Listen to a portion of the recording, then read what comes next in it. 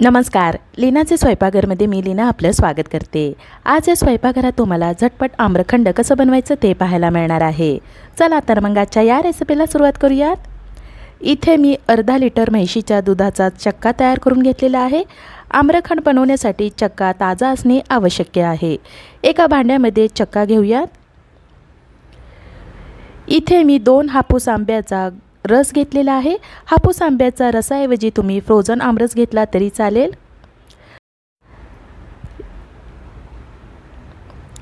इथे मी अर्धी वाटी पिठी साखर घेतलेली आहे. आंबा गोड असल्यामुळे पिठी साखर आवश्यकतेनुसार घालायची.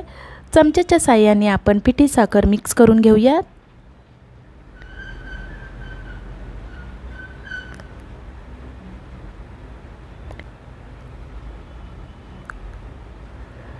पिठी साखर मिक्स करून झालेले आहे. टेस्ट करून बघितल्यानंतर गोड कमी वाटत आहे म्हणून आणखीन याच्यामध्ये पिठी साखर घालून व्यवस्थित मिक्स करत आहे.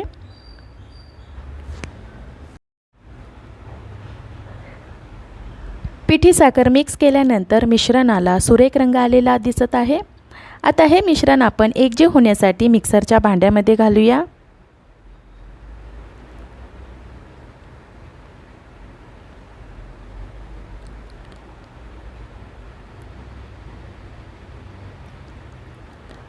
भांड्याला झाकण लावून 5 ते 7 मिनिटे फिरवून घेऊयात.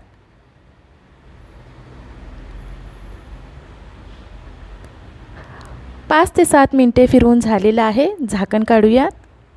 मिश्रणाला छान क्रीमी टेक्स्चर आलेलं दिसत आहे. याच्यातच मी 1 टीस्पून वेलची पावडर घालत आहे, म्हणजेच वेलची पावडर व्यवस्थित मिक्स होईल. वेलची पावडर ऐच्छिक आहे. नुसत्या हापूस आंब्याचा स्वादसुद्धा चांगला लागतो. 1 ते 2 मिनिटे फिरवून घेऊयात. आता जास्त फिरवत बसायचं नाही आहे.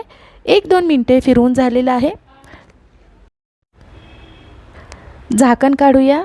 वेलची पावडर आपली व्यवस्थित मिक्स झालेली आहे. आता हे मिश्रण मी एका बाउलमध्ये काढत आहे.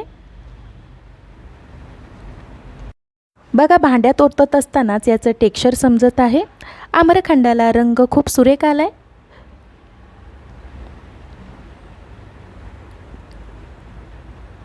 इथे मी बदाम, चारोळी, पिस्त्याचे काप बनवून घेतलेले आहेत. तुम्ही तुमच्या आवडीप्रमाणे फक्त चारोळी, पिस्ता किंवा बदामाचे काप घालू शकता, पण मिक्स ड्रायफ्रूट्स आम्रखंडमध्ये छान लागतात. अगदी 15 मिनिटात आपलं झटपट आम्रखंड तयार झालेलं आहे. तयार झालेला आम्रखंड फ्रीजमध्ये थंड होण्यासाठी ठेवा. थंड झालेला आम्रखंड पुरी, चपातीसोबत खाऊ शकता किंवा जेवण झाल्यानंतर स्वीट डिश म्हणून सुद्धा याचा आस्वाद घेऊ शकता. असं झटपट तयार होणारं आम्रखंड तुम्ही नक्की करून बघा, तुम्हाला जरूर आवडेल.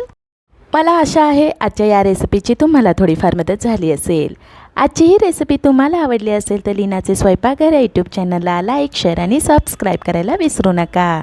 धन्यवाद.